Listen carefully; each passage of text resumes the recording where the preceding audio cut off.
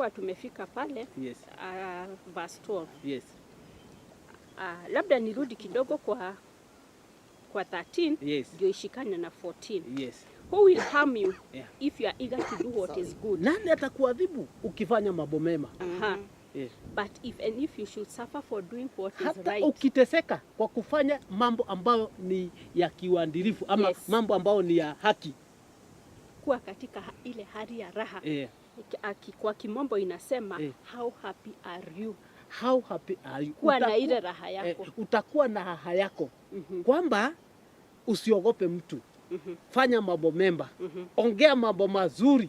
Hata kama watu watakudharau, hata kama watu watakuchukia, kuna mmoja aliye juu mbinguni hata kuchukia. Yes.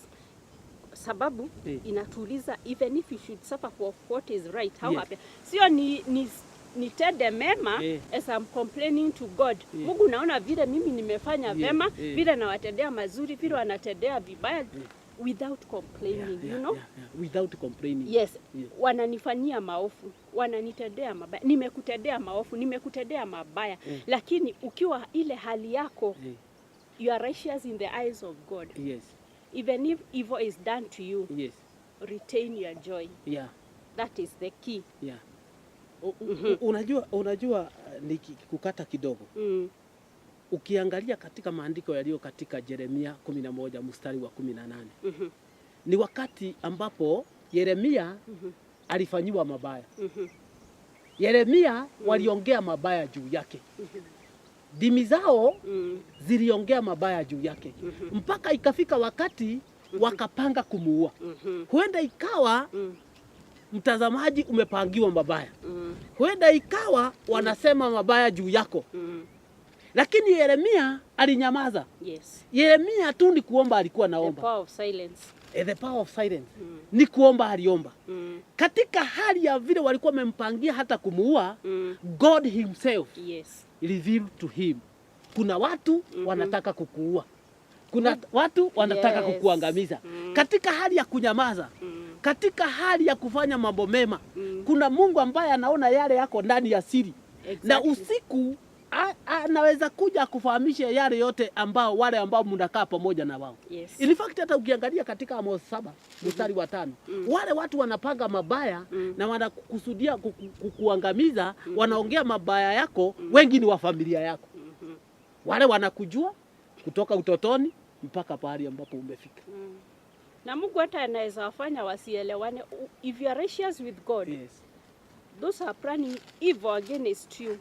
If God is annoyed with them, wanajiona wale wako na nguvu fulani, ama naweza jiona na wenzangu tuko na nguvu fulani, you are below us. So we can do anything.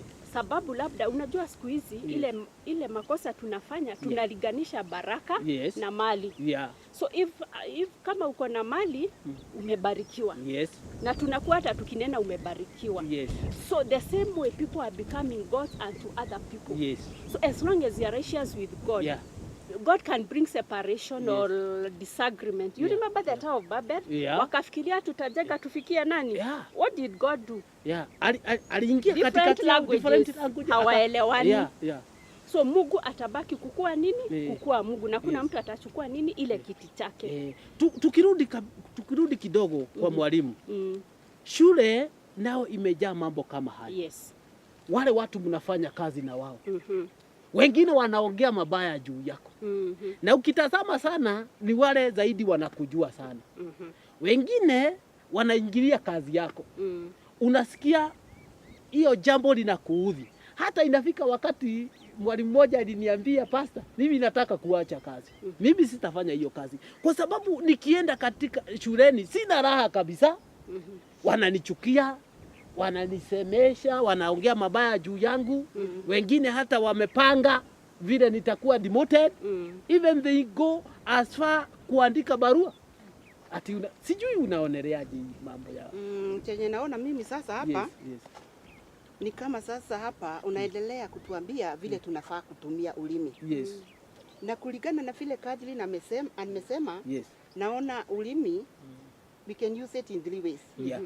tunaweza nyamaza. Yeah, that is one weapon. And that is the greatest weapon. Yeah. Kunyamaza.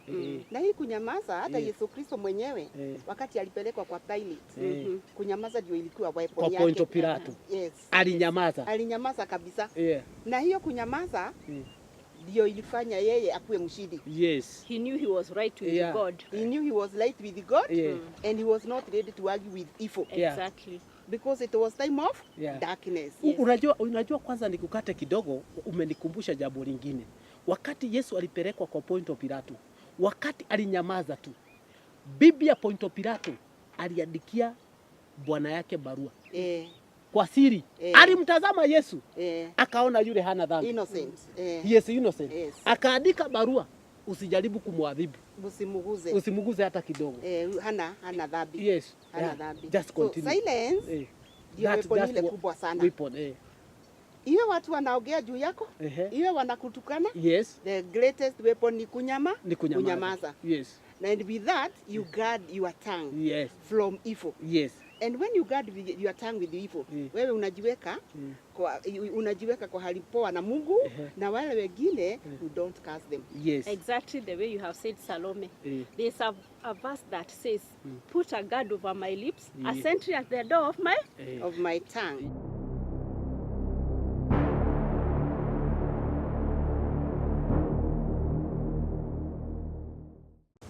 Don't feel bad as long as you are doing what is right, even if it is not appreciated. Don't feel bad. Yes, or you are insulted. Don't feel bad. Yes. Ndio Biblia inaendelea hapa kusema kwa Kimombo, but have reference for Christ in your hearts. And honor him as Lord. Nataka urudie kidogo. Don't feel bad whenever you are being insulted. Wacha nisome kwa Kimombo. Yes. But even if you suffer for doing what is right, how happy are you? Retain your joy as long as you are doing good. Yes. Kana ile raha yako, usineneshe Mungu, usineneshe watu, as long as you know you are doing what is right. So hiyo ndio nilikuwa nikisema. Na nikasema mara tatu kuna 3 types ya kutumia ulimi. Nilikuwa nikisema kunyamaza. Na hiyo ndio sasa unatuambia hata nikikutukana, wewe fanya nini? Nyamaza kama nani? Kama Yesu. Chenye alifanya. Na sio kule kunyamaza kwa hasira. Sio kwa hasira.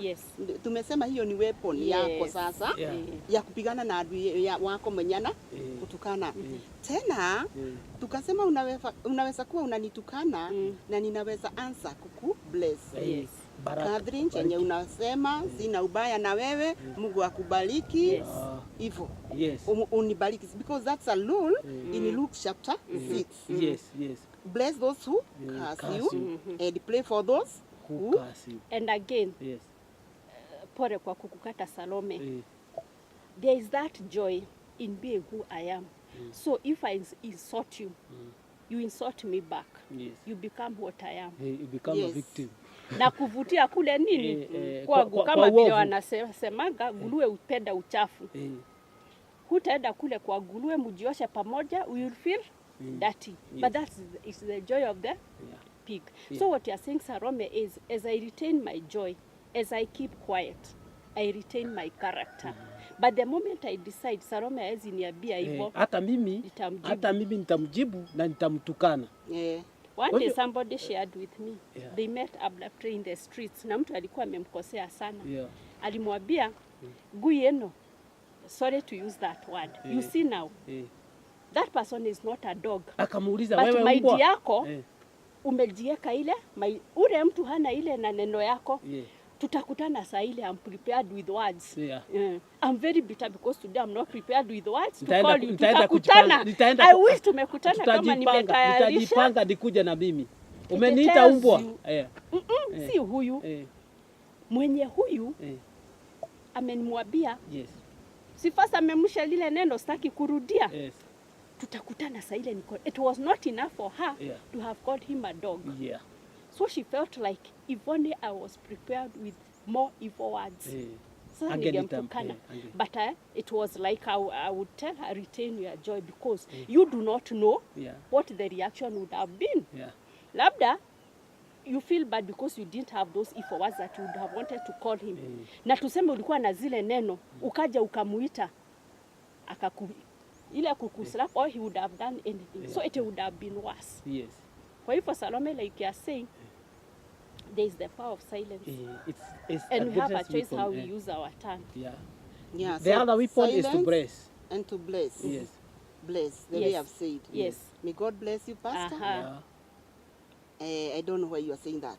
Umeniita maneno lakini mimi naendelea kukubless. Yes. Ama kukuombea kwa roho.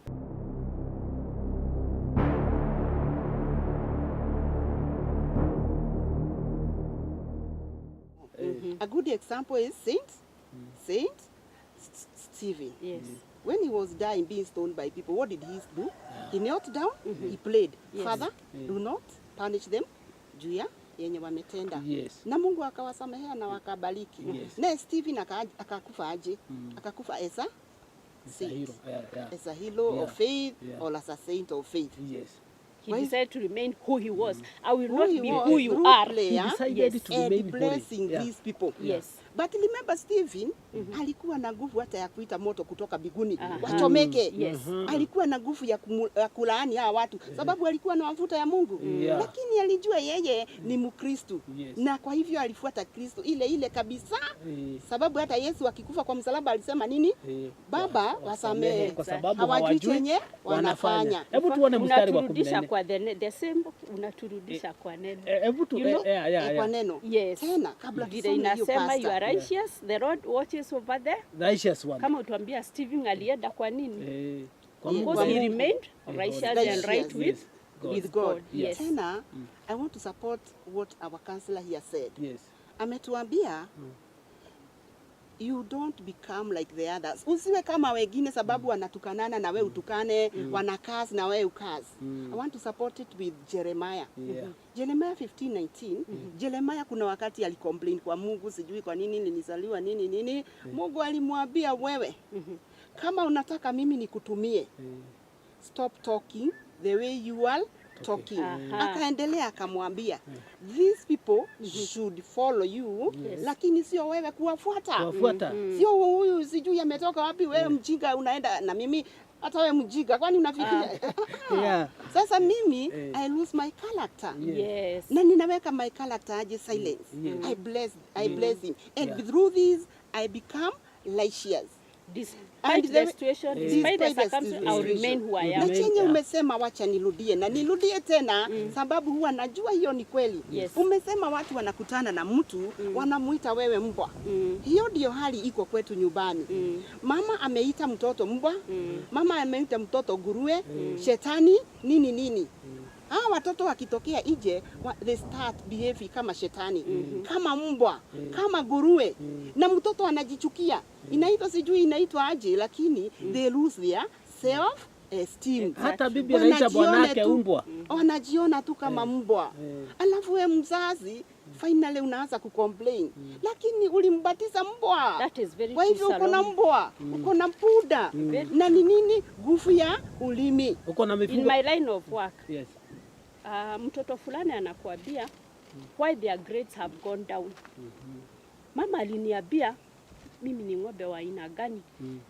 Akaniambia I'll end up to nothing. Sasa mimi nasoma hata nikienda kwa vitabu nikishika hivi ile maneno ya mama yangu inakujaga kwa kichwa yangu. Ati mimi I'll end up to nothing. Kwa hivyo najiambia hata nisome na mimi ni ng'ombe na mimi ni so that power of the word. And like the pastor told us to use our tongues to bless. Juu hii mambo ya kulaani ama kutukana watu na kubless na silence.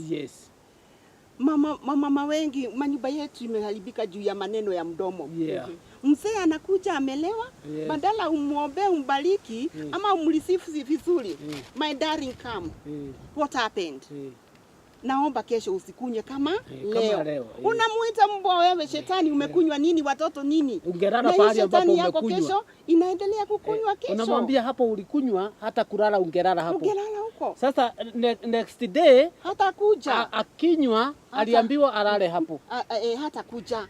Na hata watoto wamejua baba yao ni mlevi, ni shetani, useless. So the man continues to be useless. Wababa pia munatukana sisi. Sijui wewe nilikutoa wapi. Ni afadhali nigeoa. Wewe ni kama ng'ombe ya Okay. Hufikiriagi kuna nini? Unajua Salome, kuna ile the way you are saying mama anatukanwa mbele ya watoto. Mbele ya watoto. So mtoto akaambiwa nicholee baba, nicholee mama. Mtoto akaja akachola mama bila kichwa. Kaulizwa, bora umechola mama yako bila kichwa? Si babangu sema mama hana kichwa. Kweli. Because that is how they visualize it in there. Ameambiwa chola baba, na chola baba ameshika nini? Paga. Mimi nimemzoea baba yangu kushika nini? Ana shida akisema atakata muku. So this is the image I have of my father. Unajua hata tunaendelea hivyo. Sitafaa vizuri, sina kichwa. Sitapika vizuri, sina kichwa. Lakini it is the power of you as a man. Exactly. Because there is power in the tongue. Lakini leo, siku ya leo tunafaa kujua ukweli. Start calling me good names. Start calling your wife good names. Should be good. Mwambie unajua kupika, atapika ile best. Mubariki hata kama unaona kasoro, hata kama if you see her weakness, bless her. Kama mtoto haperform vizuri, mwambie my son, mwambie you are right, you are good. Today umeanguka, lakini kesho I know you will. I know you will be an engineer. Najua utakuwa mkubwa kwa hii nation. Na mtoto ataweka bidii na atakuwa. Because of the power of the tongue. Today mimi chenye naomba. Na ninawaambia hata wenye wanatusikiza.